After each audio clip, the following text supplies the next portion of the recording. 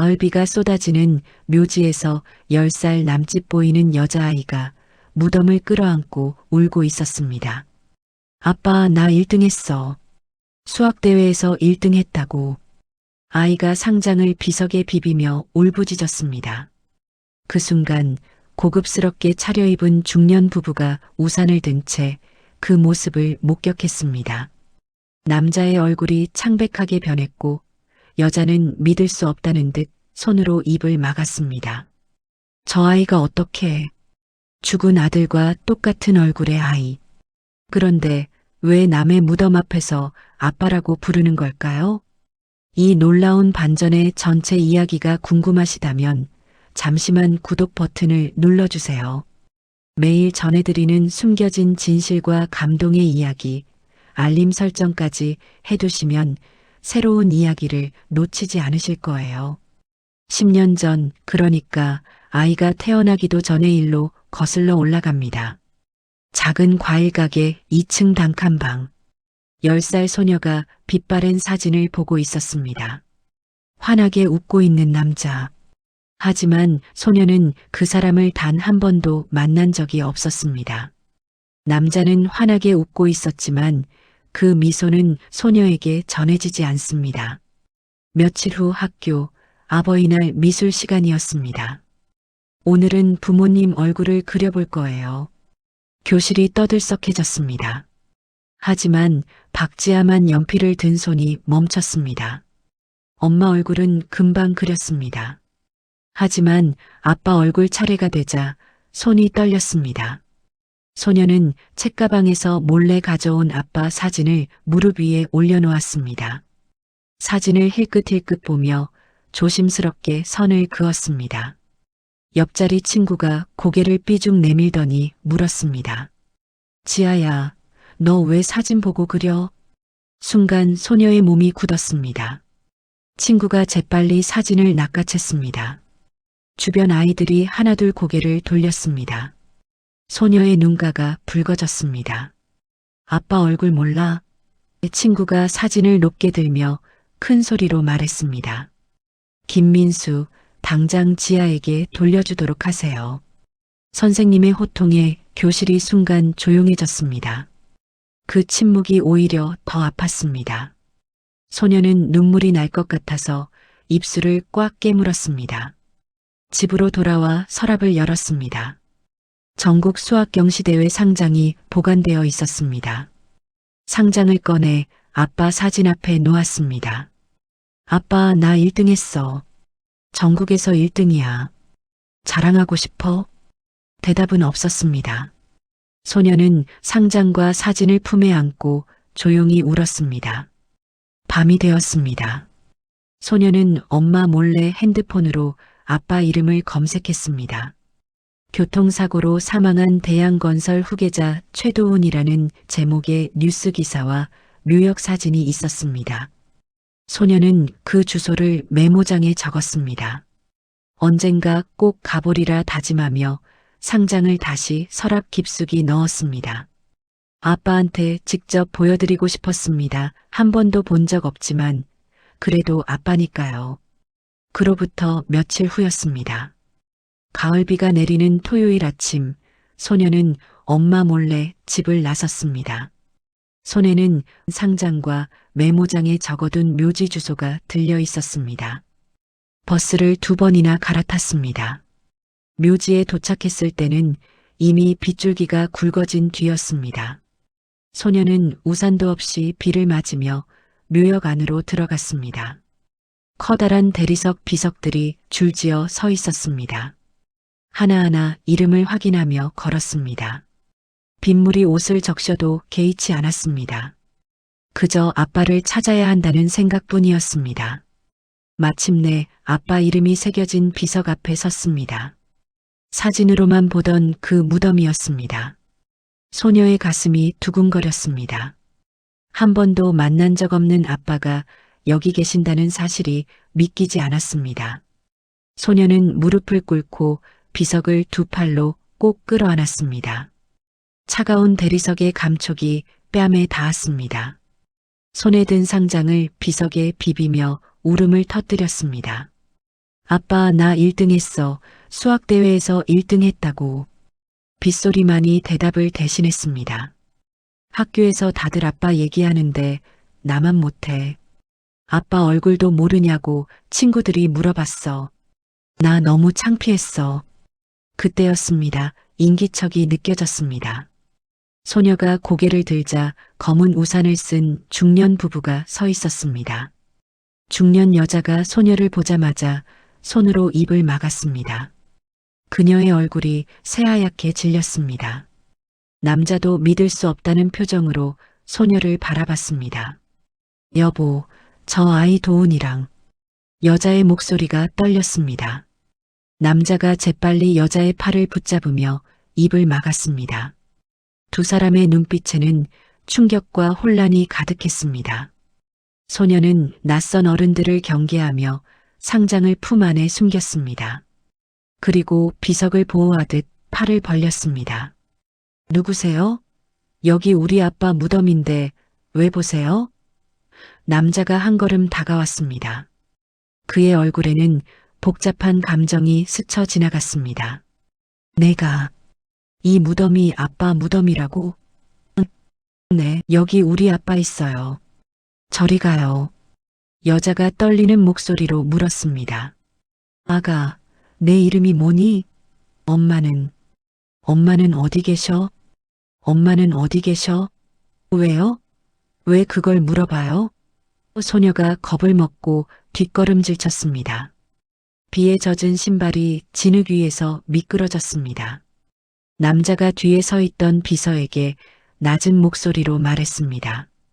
김 비서, 이 아이가 누군지 철저히 조사해 엄마가 누군지, 어디 사는지 전부. 여자가 다가와 소녀의 젖은 머리를 쓰다듬으려 했습니다. 아가, 괜찮니? 옷이 다 젖었네. 소녀는 낯선 어른들이 무서웠습니다. 만지지 마세요. 저리 가라고요. 남자의 얼굴이 더욱 굳어졌습니다. 소녀의 얼굴을 자세히 보던 그가 중얼거렸습니다. 이럴 수가, 이렇게 똑같을 수가. 여자가 남편의 팔을 잡았습니다. 그녀의 손이 파르르 떨리고 있었습니다. 소녀는 두 사람의 이상한 반응이 너무 무서웠습니다. 자꾸 뭔가를 물어보려 하고 다가오려는 모습이 겁났습니다. 싫어요. 저리 가요. 젖은 계단을 미끄러지며 내려가다 넘어졌지만 다시 일어나 계속 뛰었습니다. 아가, 위험해. 천천히. 여자가 소리쳤지만 소녀는 뒤돌아보지 않았습니다. 남자가 비서에게 눈짓했지만 여자가 남편의 팔을 붙잡았습니다. 쫓아가지 마요. 저 아이 너무 무서워하잖아요. 부부는 소녀가 묘지를 빠져나가는 모습을 말없이 바라봤습니다. 여자의 눈에서는 눈물이 흘러내렸습니다. 여보, 저 아이 정말 도훈이 닮지 않았어요? 남자는 대답하지 않았습니다. 그저 비에 젖은 상장이 떨어진 비석만 바라볼 뿐이었습니다. 비서가 조심스럽게 다가가 상장을 주었습니다. 전국 초등학교 수학경시대회 1등이라는 글자가 보였습니다. 회장님, 이 상장. 남자가 상장을 받아들었습니다. 그의 손이 미세하게 떨렸습니다. 도훈이도 수학을 좋아했지. 여자가 남편의 팔을 꼭 잡았습니다. 두 사람은 빗속에서 한참을 말없이 서 있었습니다. 김 비서, 당장 조사해봐. 저 아이가 누군지, 엄마가 누군지 철저하게. 알겠습니다, 회장님. 한편 버스 정류장까지 뛰어간 소녀는 숨을 헐떡이며 주저앉았습니다. 온몸이 비에 젖어 추웠지만 무서운 마음이 더 컸습니다. 왜 저 사람들이 나한테 그랬을까? 소녀는 떨리는 손으로 휴대전화를 꺼내 엄마에게 전화를 걸었습니다. 엄마의 목소리가 들리자 참았던 울음이 터져나왔습니다. 엄마 무서워. 빨리 와줘. 그날 두 개의 마음이 묘지에서 엇갈렸습니다. 하나는 공포로, 하나는 충격으로, 그리고 그 엇갈림이 앞으로 펼쳐질 모든 일의 시작이었습니다. 다음 날 오후 김 비서가 보고했습니다. 이름은 박지아, 10살, 엄마는 박소혜, 작은 과일 가게를 운영하며 혼자 아이를 키우고 있습니다. 최영주는 직접 차를 몰아 낡은 상가에 도착했습니다. 가게 문을 열고 들어서자 딸랑거리는 종소리가 울렸습니다. 박소희는 최고급 양복을 입은 최영준의 얼굴을 보자마자 표정이 굳었습니다. 최영준이 손에 든 찢어지고 꾸깃해진 상장을 꺼내 박소희의 발치에 집어던졌습니다. 당신이 박소혜 씨인가요? 아이를 시켜서 내 아들 무덤에서 연극을 한 겁니까? 박소희의 얼굴이 창백해졌습니다. 어떻게 이걸? 돈이 목적이죠? 박소희의 두 주먹이 꽉 쥐어졌습니다. 말씀 함부로 하지 마세요. 저는 당신을 찾아간 적도 없어요. 내 아들 무덤에 아이를 보낸 건 사실 아닙니까? 저도 몰랐어요. 지아가 혼자 거기까지 갈 거라고는. 아빠를 그렇게 그리워하는 줄은 몰랐다고요. 아빠라니. 말도 안 되는 소리. 뭐 하자는 겁니까? 박지아가 두 사람의 험악한 분위기에 놀라 책상 뒤로 숨었습니다. 저는 도훈 씨와 혼인신고만 못했을 뿐 도훈 씨 아내였어요. 그리고 지아는 도훈 씨의 아이입니다. 최영준이 코웃음을 쳤습니다.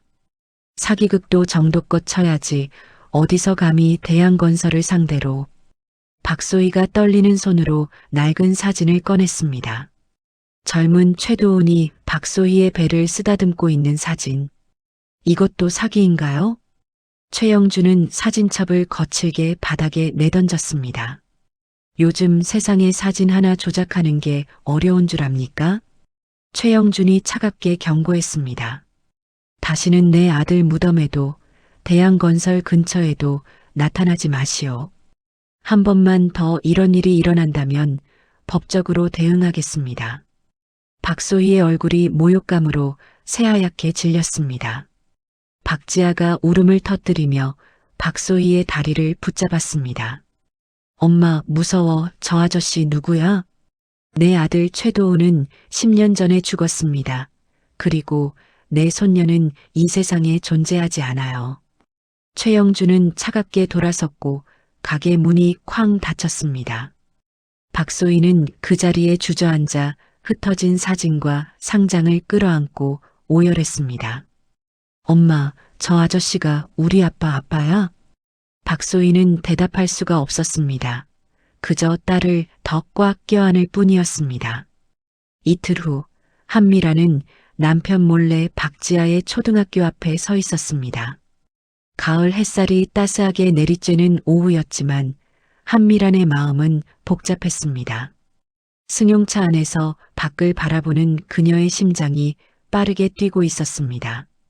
토요일에 묘지에서 본 그 아이의 얼굴이 계속 머릿속을 떠나지 않았습니다. 수업이 끝나는 종이 울렸습니다. 아이들이 제잘거리며 교문 밖으로 쏟아져 나왔습니다. 한미라는 차 안에서 초조하게 아이들의 얼굴을 하나하나 살폈습니다. 그때 박지아가 눈에 들어왔습니다. 다시 봐도 아들과 똑 닮은 얼굴, 아이의 옷차림은 누가 봐도 가난이 묻어났습니다. 한미란이 차에서 내리려던 순간 박지아가 돌멩이에 걸려 아스팔트, 바닥에 아이의 작은 몸이 바닥에 부딪혔습니다. 아야! 한미란이 급히 달려가 손수건을 꺼냈습니다. 아가, 괜찮니? 박지아는 묘지에서 봤던 그 할머니를 알아봤습니다. 할머니, 그때 응, 우리 봤었지. 괜찮아. 무섭지 않아. 바로 그때 박소희가 급히 달려왔습니다. 지아야. 한미란이 조심스럽게 말을 꺼냈습니다. 사실은 토요일에 이 아이를 봤어요. 제 아들과 너무 닮아서. 박소희가 한미란을 바라봤습니다. 도훈 씨 어머님이신가 보군요. 정말 이 아이가 도훈이의 아이가 맞나요? 한미란의 목소리가 떨렸습니다. 박소희는 잠시 망설이다가 고개를 끄덕였습니다. 한미란이 눈시울이 붉어지며 물었습니다. 친자 검사를 해봐도 될까요? 박소희가 결심한 듯 대답했습니다. 결과가 나오면 그때는 인정해 주실 거죠? 만약 정말 우리 손녀라면 박소희는 한미란의 말을 다 듣지도 않은 채 지아를 데리고 가버렸습니다. 그날 저녁 한미란은 최영준을 설득했습니다. 여보, 우리 친자 검사 한번 받아봐요. 왜 그런 시간 낭비를 해야 해? 최영준이 화를 냈습니다. 만약에 정말 도훈이 아이라면? 최영준이 잠시 침묵하다가 입을 열었습니다. 좋아. 검사 받지. 대신 결과가 불일치로 나오면 다시는 그 모녀 얘기 꺼내지 마. 다음 날 최영준은 신뢰하는 정우진 전무에게 친자 검사를 의뢰했습니다. 정 전무, 이 일자네가 직접 처리해주게. 정우진이 고개를 숙이며 대답했습니다. 그의 입가에는 묘한 미소가 스쳤습니다. 염려 마십시오, 회장님. 제가 완벽하게 처리하겠습니다. 며칠 후 정우진이 서류 봉투를 들고 들어왔습니다. 회장님, 친자 검사 결과 나왔습니다. 최영준이 봉투를 뜯었습니다. 친자 관계 불일치, 확률 99.9%. 한미란의 얼굴이 새하얗게 변했고 그녀는 소파에 주저앉아 버렸습니다. 안 돼. 그럴 리가. 역시 그럴 줄 알았어. 감히 대양건설을 상대로 사기를. 정우진이 고개를 숙이며 물러났습니다. 그의 입가에는 보이지 않는 미소가 번졌습니다. 다음 날 김 비서가 과일 가게를 찾아 결과지를 건넸습니다. 다시는 대양건설이나 회장님 가족 근처에 나타나지 말라고 하셨습니다. 박소희는 그 자리에 주저앉았습니다. 믿을 수가 없었습니다. 그날 이후 박지아의 몸 상태가 이상해지기 시작했습니다. 계속 피곤하다며 누워 있었고 얼굴은 점점 창백해졌습니다. 어느 날 오후 박지아가 숙제를 하다가 갑자기 코피를 흘리며 쓰러졌습니다. 지아야, 대학병원 응급실. 의사가 침통한 표정으로 말했습니다. 급성 백혈병입니다. 당장 맞는 골수를 찾아 이식하지 않으면 아이가 위험합니다. 박소희의 세상이 무너져 내렸습니다. 제 거 쓰세요. 제발 우리 지아 좀 살려주세요. 하지만 박소희의 골수는 박지아와 맞지 않았습니다. 혈연관계가 있는 분들이 적합할 확률이 높습니다. 절망에 빠진 박소희는 빗속을 뚫고 대양건설 본사로 달려갔습니다. 로비에서 퇴근하던 최영준 앞을 막아섰습니다. 회장님, 제발. 지아가 죽어가요. 급성 백혈병이래요. 제발 골수 검사 한 번만. 최영준은 빗물에 젖은 박소희를 차갑게 쳐다봤습니다. 검사 결과 봤을 텐데요. 불일치 아니었습니까? 하지만 혹시 모르잖아요. 최영준이 박소희를 밀쳐냈습니다. 박소희의 몸이 차가운 바닥으로 넘어졌습니다. 아이 목숨까지 팔아서 마지막 사기를 치겠다는 겁니까? 당장 나가시오. 경비, 보안 요원들이 박소희를 질질 끌어냈습니다. 회장님, 안 돼요. 지아가 정말 죽어요. 제발. 박소희의 절규가 빗소리에 묻혀 흩어졌습니다. 한편 한미라는 남편이 박소희를 내쫓은 이야기를 들었습니다. 아이가 죽어간다고 했다. 한미라는 남편 몰래 병원을 찾아갔습니다. 유리창 너머로 보이는 박지아는 산소 마스크를 쓴 채 창백하게 누워 있었습니다. 한미란의 눈에서 눈물이 쏟아졌습니다. 내 손녀가 아니라는데 왜 이렇게 눈물이 나는 걸까요? 선생님, 저도 골수 적합성 검사를 받고 싶습니다.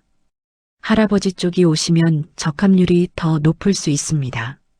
제 남편을 데려오겠습니다. 다음 날 한미라는 최영준을 설득해 병원으로 데려갔습니다. 여보, 제발 한 번만 검사 받아요. 골수 적합성 검사요. 최영준이 단호하게 말했습니다. 이게 정말 마지막이야. 사흘 후 결과가 나왔습니다. 할머니 쪽은 불일치이십니다만 회장님 골수가 환자와 93% 일치합니다. 뭐라고요? 최영준과 한미란이 동시에 소리쳤습니다. 역시 할아버지와 맞을 확률이 높았습니다. 최영준은 그 자리에 굳어섰습니다. 그렇다면 처음 친자 검사 결과는 거짓이었단 말인가? 정우진 이놈을 최영준이 낮게 말했습니다. 최영준은 복도 끝에 지쳐 앉아 있는 박소희를 보았습니다. 최영준이 박소희 앞에 섰습니다. 그리고 무릎을 꿇었습니다. 병원 복도의 차가운 바닥에 미안합니다. 제가 잘못했습니다. 박소희가 믿을 수 없다는 표정으로 최영준을 바라봤습니다. 제 골수가 지아와 일치합니다. 지아는 정말 제 손녀가 맞았습니다. 최영준의 눈에서 처음으로 눈물이 흘러내렸습니다. 친자 검사 결과가 조작되었던 겁니다. 당신을 사기꾼으로 몰아세우고 모두 제 잘못입니다. 용서해 주십시오. 제 골수를 지아한테 이식하겠습니다. 제가 손녀를 살리겠습니다. 일주일 후 수술날이 밝았습니다. 수술실 앞에서 박소희와 한미란이 나란히 앉아 있었습니다. 한미란이 박소희의 손을 꼭 잡았습니다. 오후 7시 수술실 문이 열렸습니다. 수술 성공했습니다. 박소희와 한미란 둘 모두 그 자리에 주저앉아 울었습니다. 박지아 이식 수술 후 2주가 지났습니다. 병원 카페테리아에서 박소희가 최영준을 불렀습니다. 박소희가 가방에서 낡은 USB를 꺼냈습니다. 도훈 씨가 친구분께 맡긴 겁니다. 죽기 며칠 전에요. 자기한테 무슨 일이 생기면 저한테 꼭 전해달라고. 최영준이 떨리는 손으로 USB를 받아들었습니다. 그날 밤 USB를 컴퓨터에 꽂았습니다. 정우진의 비자금 조성 내역, 횡령 증거들이 화면에 뜨기 시작했습니다. 마지막 파일은 도훈이 남긴 음성 녹음이었습니다. 아버지, 이 녹음을 듣고 계신다면 제게 무슨 일이 생긴 겁니다. 도훈의 목소리가 울려 퍼졌습니다. 정우진 전무가 회사 돈을 빼돌리고 있습니다. 수십억 원대입니다. 제가 알아보고 있는 걸 정 전무가 눈치챈 것 같습니다. 협박 전화도 받았습니다. 제가 바로 보고드리지 못한 이유는 아버지도 비자금을 조성하셨더군요. 생각을 정리한 뒤 말씀드리겠습니다. 그리고 아버지, 제가 사랑하는 여자가 있습니다. 소희라고 합니다. 그리고 소희의 뱃속에 제 아이가 있다는 걸 알았습니다. 책임지고 싶습니다. 곧 직접 뵙고 모든 걸 말씀드리겠습니다. 녹음이 끝났습니다. 최영준은 그 자리에 주저앉아 소리 없이 울었습니다. 내가 뭘 한 거야?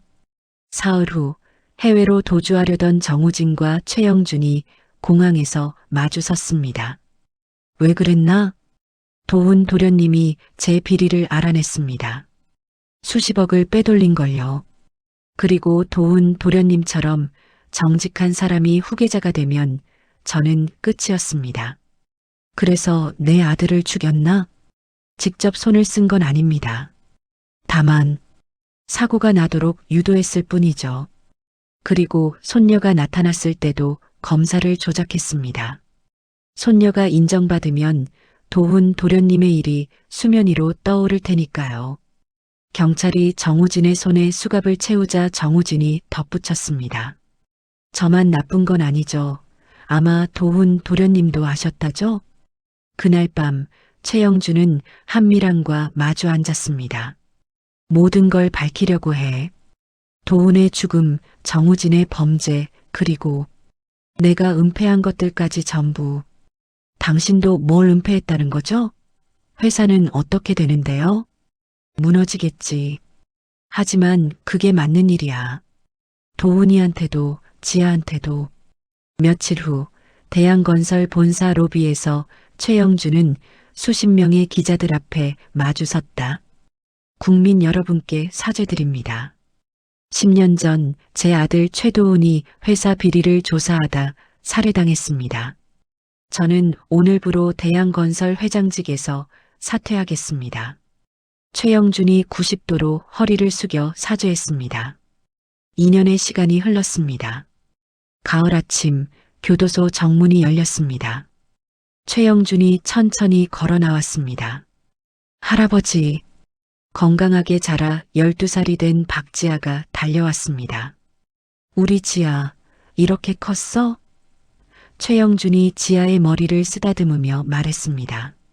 박소희와 한미란이 나란히 서서 미소 지으며 지켜봤습니다. 이제 진짜 가족처럼 보였습니다.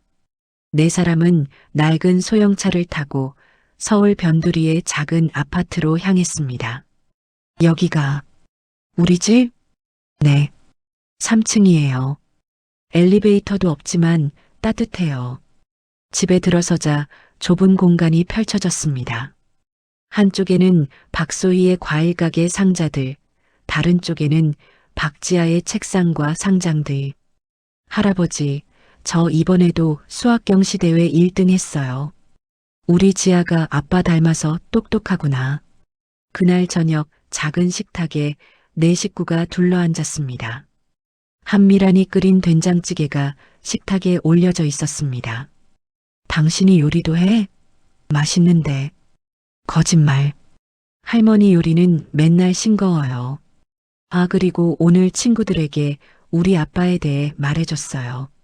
환하게 웃는 박지아의 모습에 나머지 세 사람도 함께 웃었습니다.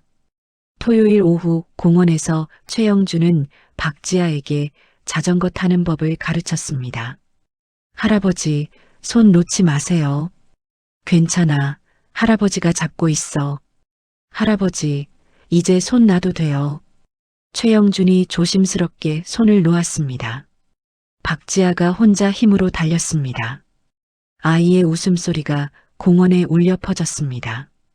벤치에서 박소희와 한미란이 그 모습을 지켜보며 웃었습니다. 집으로 돌아가는 길, 최영준은 품에서 도훈의 사진을 꺼내 보았습니다. 도훈아, 아빠가 내 딸 잘 키울게. 약속한다. 잃어버린 것도 많았지만 얻은 것은 더 컸습니다. 돈과 권력이 아닌 사랑과 가족. 그것이 진정한 행복이었습니다.